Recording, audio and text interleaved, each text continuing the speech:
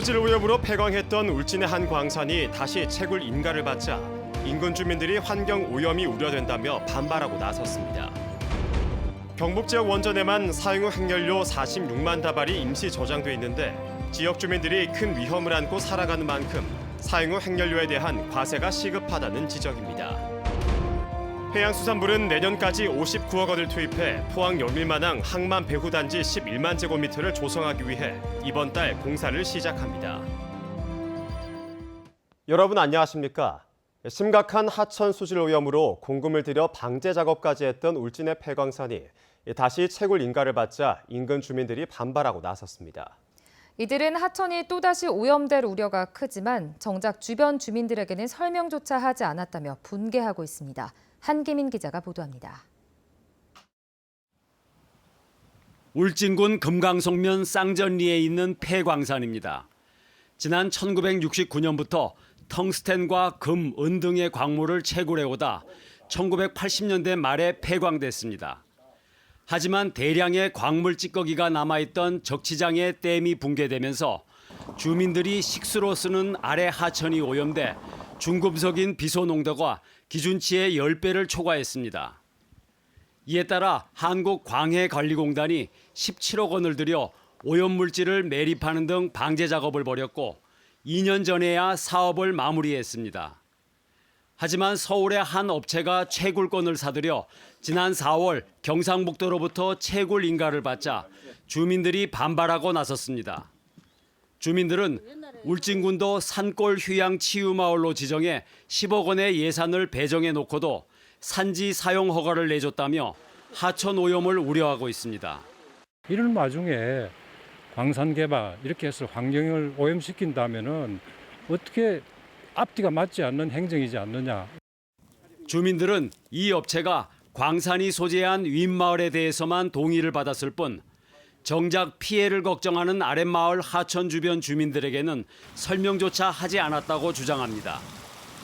피해를 받는 주민들에게 우선적으로 설명하고 동의를 구해야 합니다만 그렇지 않고 피해를 받지 않는 다른 지역 주민들의 동의를 받고 사업을 시작했다는 것이 문제가 될 수 있습니다. 이에 대해 경상북도는 주민 동의 여부는 의무사항이 아니고 과거와는 달리 광물을 파쇄해서 찌꺼기를 분리하는 선광 작업을 다른 곳에서 하기 때문에 수질 오염 우려가 없다고 판단해 인가해줬다고 밝혔습니다. 원강석 그대로 이제 다른 강산 한 5, 6km 떨어진 다른 강산에 이제 서 위탁해서 처리하는 걸로 그렇게 계획돼 있습니다. 주민들은 행정 인가 절차에 자신들의 의견이 반영되지 않았기 때문에 원천 무효라며 사업이 취소되지 않을 경우 실력 행사에 나서겠다고 밝혀 광산 채굴을 둘러싼 갈등이 커질 것으로 보입니다. MBC 뉴스 한기민입니다. 민주노총 경북지역본부는 경북동부 경영자협회 앞에서 2019 최저임금 투쟁 선포식을 가졌습니다. 민노총은 우리나라 최저임금은 2018년 가족 생계비 기준 50%에도 못 미친다며 모든 대선 후보가 약속했던 사회적 약속인 최저임금 10,000원을 이행하라고 요구했습니다. 또 공정거래위원회는 재벌의 불공정 행위를 근절하고 정부는 재벌이 최저임금 인상 비용을 분담하도록 행정 조치하라고 요구했습니다. 해양수산부는 내년까지 59억 원을 투입해 포항 영일만항 항만 배후단지 11만 제곱미터에 대한 개발 사업을 이번 달 착공합니다. 이 사업은 영일만항 남쪽에 424m의 호안을 축조한 뒤 매립해 상부시설을 조성하는 방식으로 추진됩니다. 해수부는 지난해까지 영일만항에 62만 제곱미터의 배후단지를 공급했는데 2021년 이후 53만 제곱미터를 추가로 조성해 물류와 제조, 기계업 등을 유치할 계획입니다. 원전 부지 내에 임시 저장 중인 사용 후 핵연료에 대한 과세 필요성이 강하게 제기되고 있습니다. 현재 경북 지역 원전에만 사용 후 핵연료 46만 다발이 저장돼 있는데 지역 주민이 위험을 온전히 부담하고 있는 만큼 합당한 보상이 뒤따라야 한다는 지적입니다. 이규설 기자입니다. 사용 후 핵연료 처리는 크게 세 단계로 나뉩니다. 1단계는 임시 저장으로 원자로에서 꺼낸 연료봉을 최대 6년간 수조에서 식힌 뒤 캐니스터, 맥스터 등 임시 저장 시설에서 보관하는 겁니다.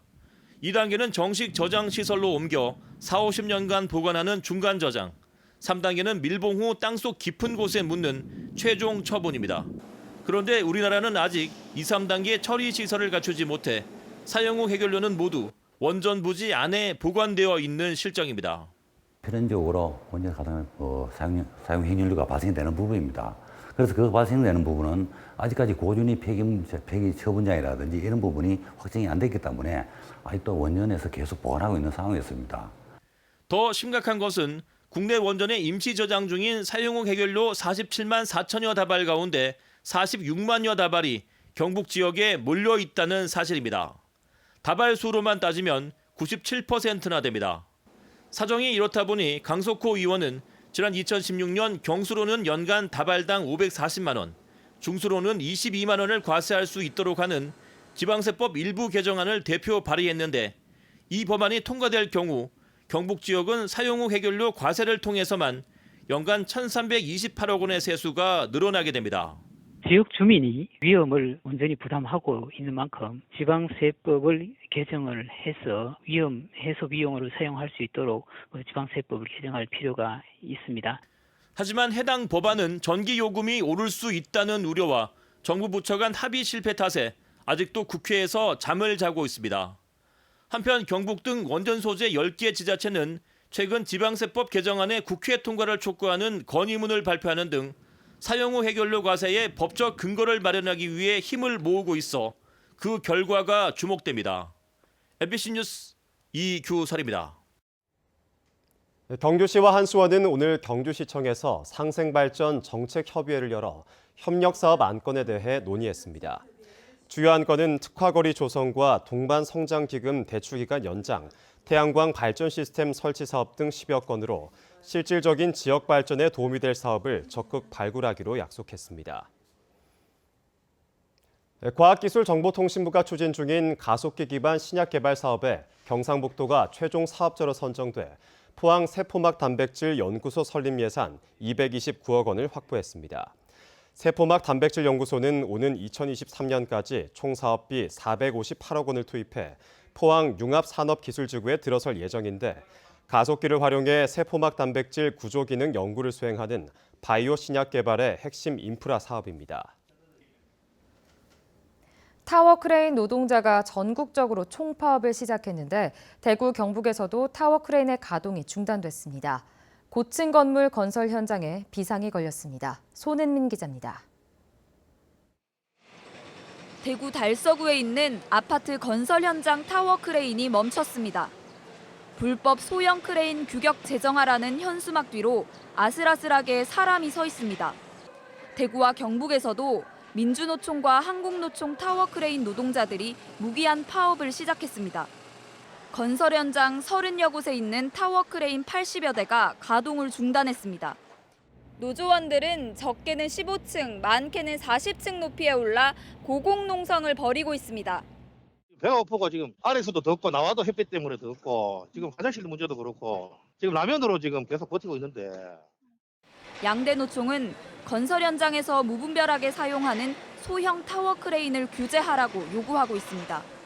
30층 그 이상의 높이도 대형 크레인이 들어가야 되는 이런 장소에도 소형 크레인이 운전실만 떼고 다 들어가는 정말 위험천만한 상황이고 실질적으로 이런 것들이 사고로 연결되어지고 있습니다. 리모컨으로 원격 조종하는 소형 타워 크레인은 불법으로 개조하는 경우가 많습니다. 20시간 교육만 받으면 누구나 조종할 수 있어 사고 위험이 큰데도 정부가 방치하고 있다고 주장합니다. 노조 측은 임금 7% 인상도 요구하고 있습니다. 건설업계는 파업이 길어질 경우 공사 지연 등 피해가 크다며 파업 중단을 호소합니다. 높은 빌딩 같은 경우 타워 크레인이 없으면 사실 작업이 청소가 올라가기 쉽지 않거든요. 할 수가 없거든요.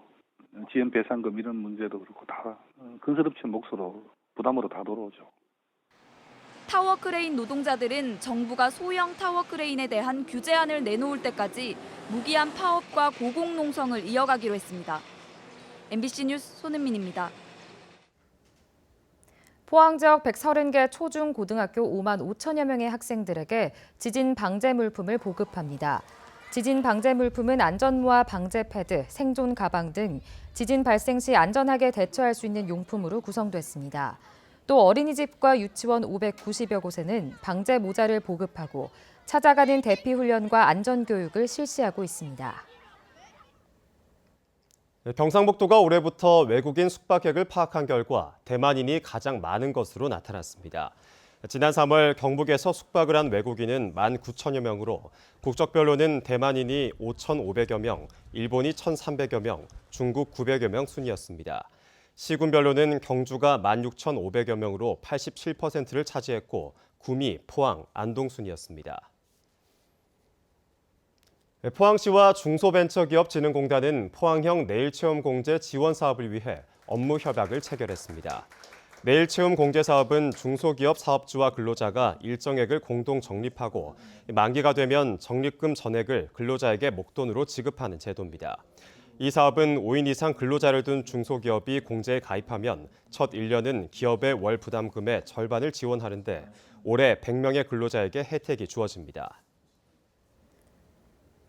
경북 동해안은 오늘도 폭염주의보가 지속됐습니다. 내일도 불볕더위가 이어지면서 자외선 지수와 오존 농도가 모두 높게 나타나겠습니다. 안수진 기상캐스터입니다.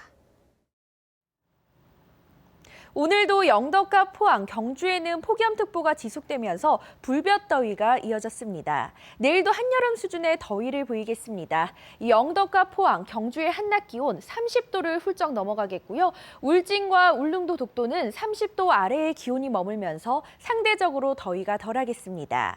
이 뜨거운 날이 지속되면서 불쾌지수도 높게 나타나고 있습니다. 한낮에는 야외 활동을 자제해 주시고요. 수분을 충분히 섭취해 주시기 바랍니다.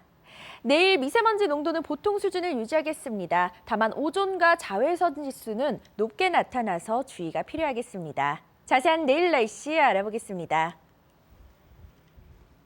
내일도 맑은 하늘이 이어지겠습니다. 아침 기온 18도에서 22도, 낮 기온은 27도에서 35도입니다. 울릉도와 독도의 하늘 표정도 맑겠습니다. 아침 기온 울릉도 20도, 독도 18도, 낮 기온은 울릉도 27도, 독도 22도입니다. 동해상으로는 곳곳에 구름이 다소 지나겠습니다. 바다의 물결, 동해 중부 해상에서 최고 1.5m, 동해 남부 해상에서 최고 1m까지 일겠습니다. 공휴일인 목요일부터는 하늘빛이 점차 흐려지기 시작해서 금요일에는 때이른 더위를 식혀줄 강한 비가 내리겠습니다. 날씨였습니다. 아프리카 돼지열병이 북한까지 번진 가운데 경상북도도 도내 양돈동과 731곳을 중심으로 차단 방역과 모니터링을 강화합니다. 경상북도는 이번 열병의 원인으로 알려진 잔반을 사료로 쓰는 도내 41호 양돈농가를 실시간으로 관리하는 한편 공동방제단 90여 개 반을 꾸려 소독을 강화하고 있습니다. 또 밀집 사육과 외국인 고용 153농가에 대한 돼지열병 항원 모니터링 검사를 실시하는 한편 예방 홍보 문자도 발송하고 있습니다. 경주시는 지난 4월 초 저온 피해를 입은 14개 읍면농가를 대상으로 재난 지원금 5억 2천여만 원을 지급합니다.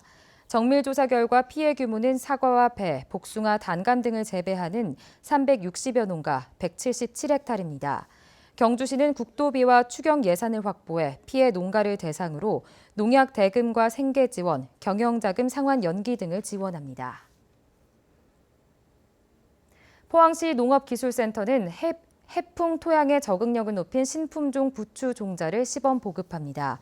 이를 위해 관내 농가 3헥타르의 소금기가 많은 토양에도 강한 종자를 개발해 관내 농가 3헥타르에 시범 보급했고 시험을 거쳐 확대 보급할 계획입니다. 한편 포항 부추 생산지에서는 연작에 따른 상품성 저하 문제로 연간 10억 원의 수입 종자비를 지급하고 있습니다. 이철우 경북도지사가 6월 호국 보훈의 달을 맞아 포항의료원을 방문해 국가 유공자를 위로하고 모범 보훈 대상자 1,200여 명에게 위문금을 전달했다고 밝혔습니다.